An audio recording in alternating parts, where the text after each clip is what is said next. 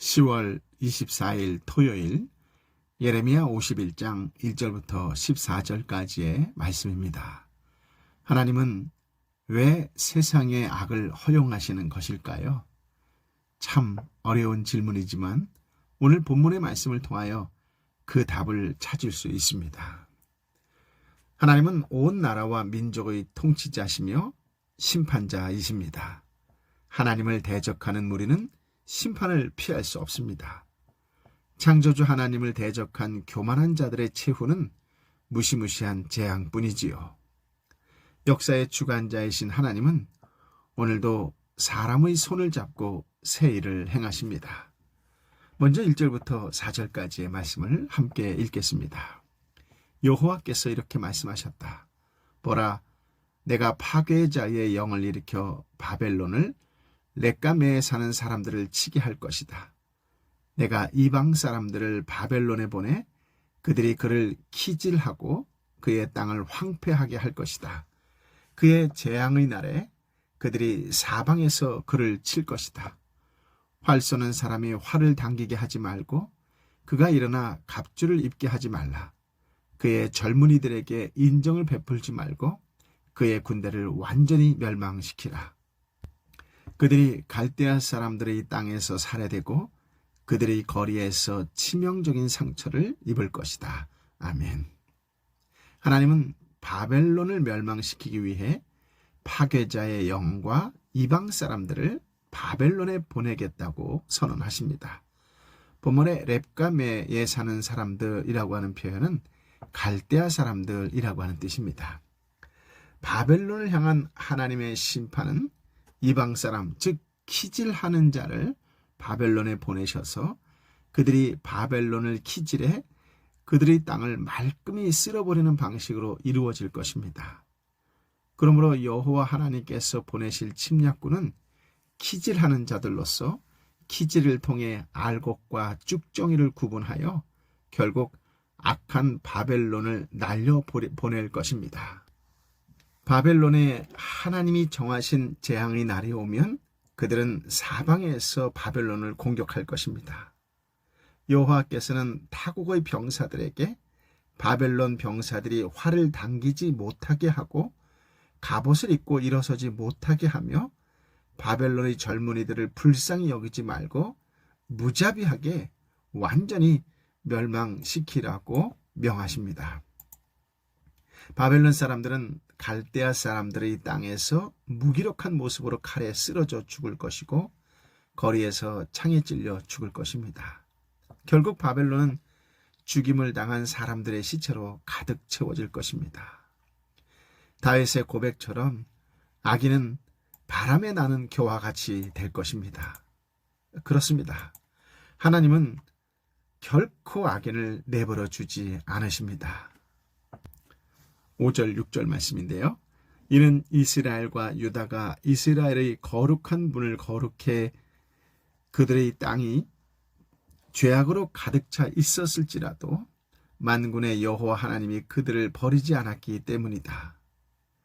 바벨론 한가운데서 도망가라. 각자 자기의 목숨을 구하라. 바벨론의 죄악으로 인해 멸망당하지 않도록 하라. 지금은 여호와의 보복의 때다. 여호와가 그에게 복수할 것이다. 아멘. 바벨론에서 일어난 재난은 죄의 결과이지요. 바벨론이라는 악인이 어떻게 하나님의 백성을 칠 수 있었는가에 대한 답은 이스라엘과 유다 역시 죄인이었다는 사실에서 찾아야 합니다. 예레미야는 바벨론에 임할 심판 메시지에 이어 하나님 백성 이스라엘과 유다를 향한 메시지를 선포합니다.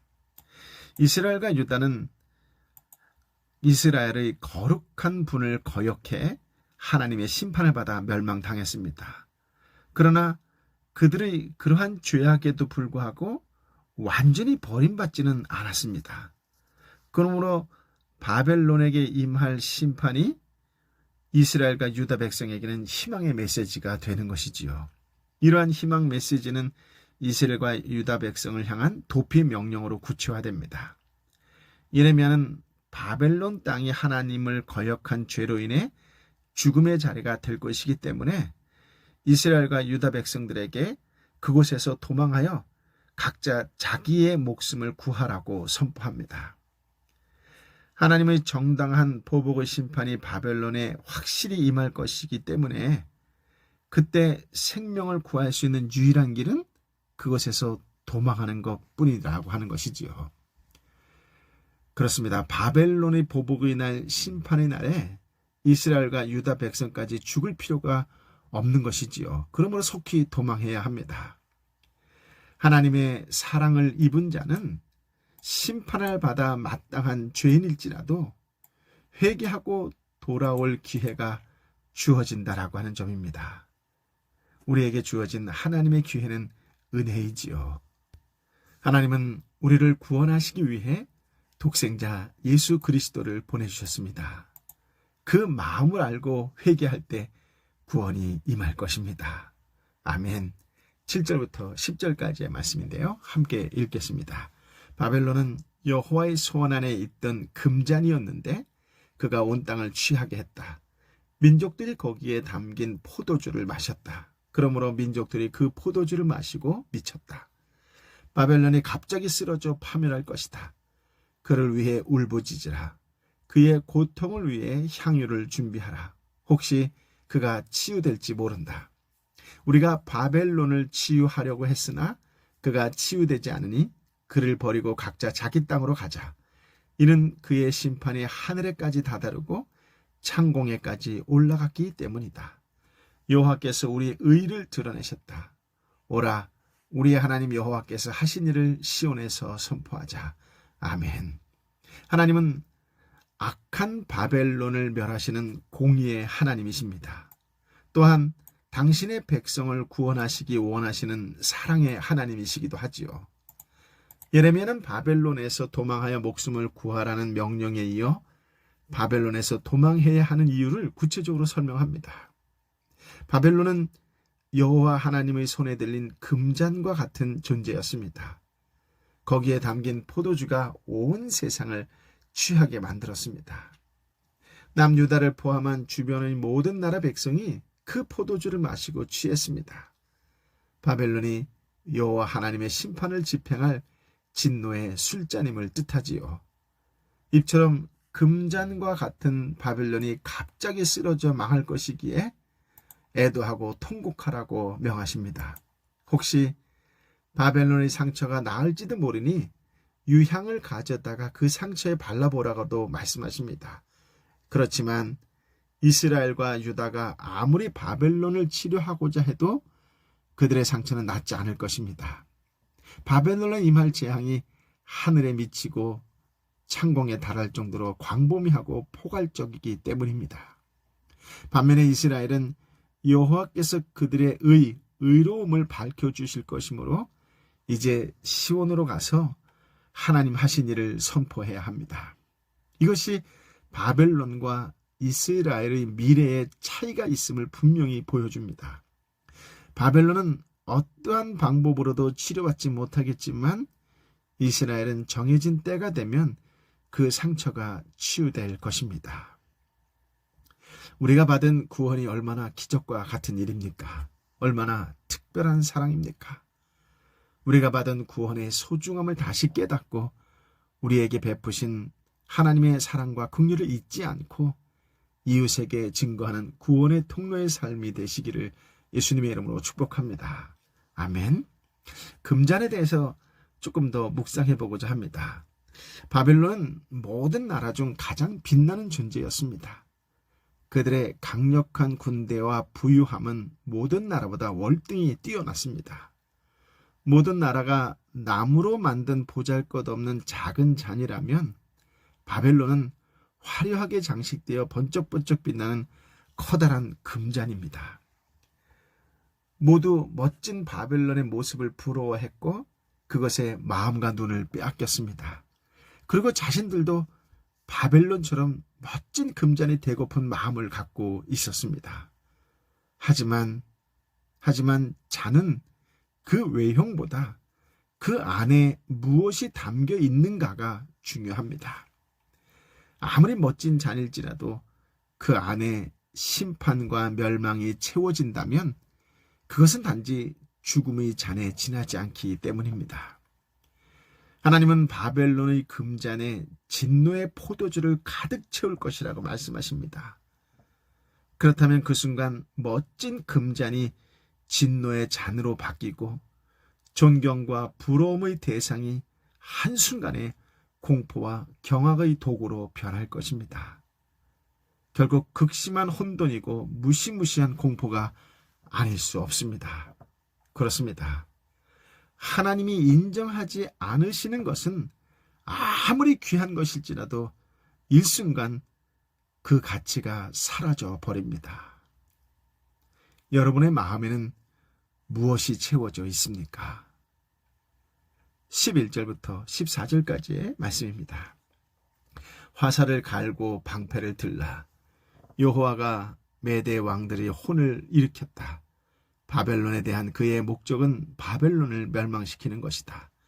이는 이것이 여호와의 보복 곧 성전을 파괴한 이들에 대한 복수이기 때문이다.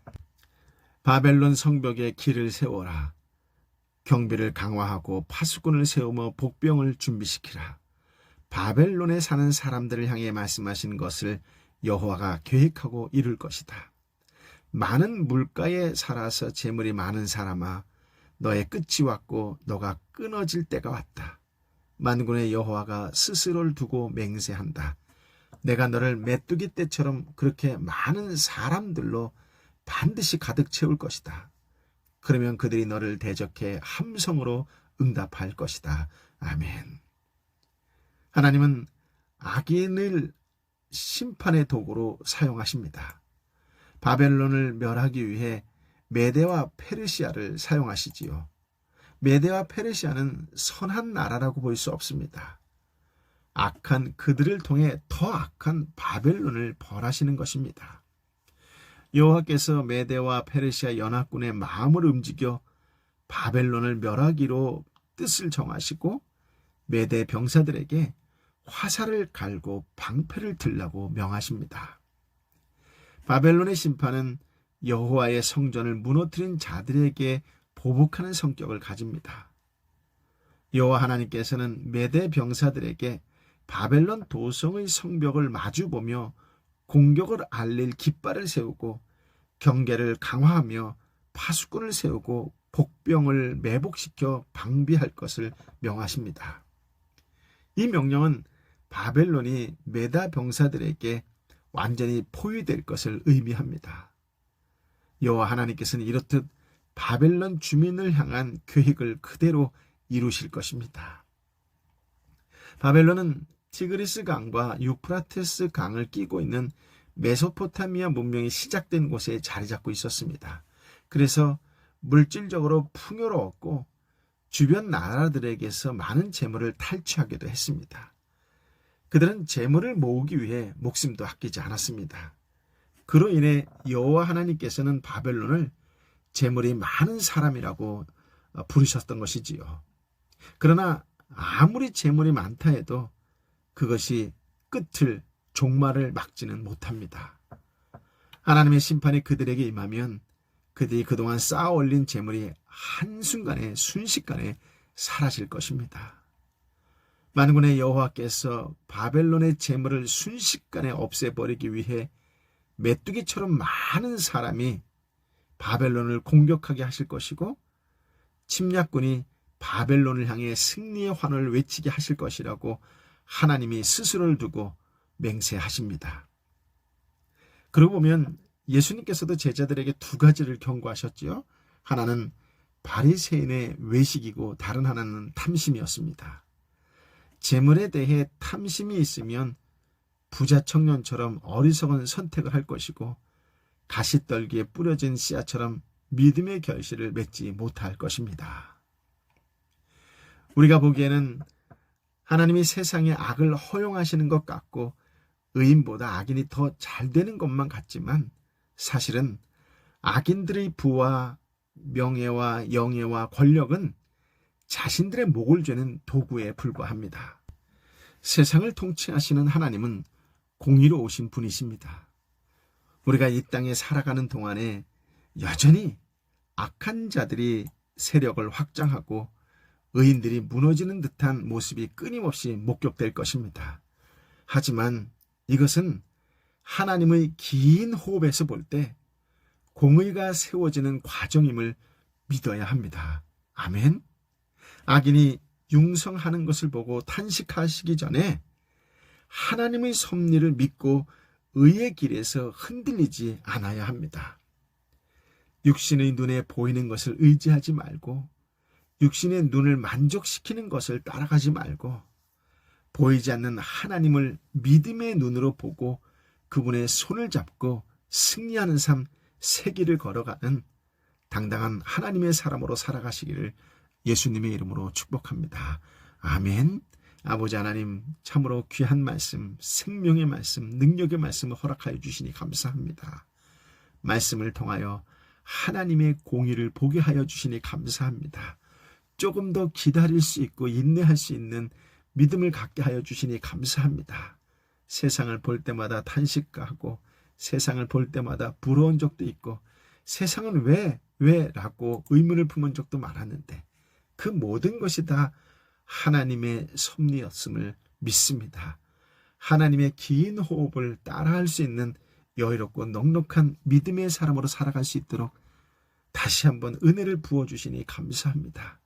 어렵고 힘들고 버티기 힘든 상황일수록 나를 구원해 주신 예수 그리스도를 생각할 수 있는 넉넉한 믿음의 사람이 되게 하여 주시어서 더 이상 보이는 것에 흔들리지 않고 보이는 것을 만족하는 어리석은 자가 아니라 보이지 않는 하나님을 바라보고 보이지 않는 하나님의 손을 잡고 세상 속의 어떤 상황 속의 환경 속에서도 당당히 살아가는 그리스도의 한 사람이 되게 하여 주옵소서. 그렇게 살겠습니다라고 오늘 또 선포하며 당당히 세상 속에 걸어 들어가는 믿음의 사람이 되게 하여 주옵소서.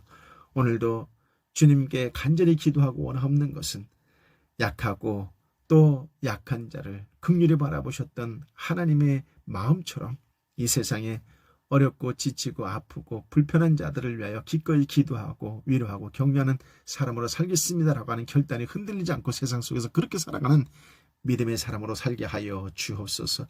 약한 자를 강하게 하시고 강한 자를 약하게 하시는 그 하나님의 오묘한 진리를 깨닫은 자답게 세상 속에 그렇게 실천하며 살아가는 성숙한 그리스도의 한 사람이 되게 하여 주옵소서. 주님, 오늘도 육신의 연약함으로 지쳐있는 영혼을 불쌍히 여겨 주옵소서. 경제적으로 사회적으로 관계적으로 많이 지쳐있는 하나님의 사람들을 긍휼히 여겨 주시어서 다시 일어날 수 있는 새 힘, 새 소망을 허락하여 주옵소서. 이제는 길이요 진리요 생명 되신 우리 주님 예수 그리스도의 은혜와 아버지 하나님의 크신 사랑과 성령 하나님의 위로 약속 교통 충만하심이 주신 말씀을 붙잡고 보이는 것이 아니라 보이지 않는 하나님만 바라보고 그분의 뜻, 그분의 생각, 그분의 마음을 헤아릴 줄 아는 자로 그 마음을 이제 세상 속에 나누어주고 베풀어주는 자로 살아가겠느라고 다시금 결단하는 하나님의 사람들 한 사람 한 사람 머리 위에 그들이 함께 눈물로 애통하는 심령으로 간절히 기도하는 삼토와 일토와 공동체와 열방의 선교사님과 선교지 위에 함께하여 주옵기를 간절히 축원하옵나이다. 아멘.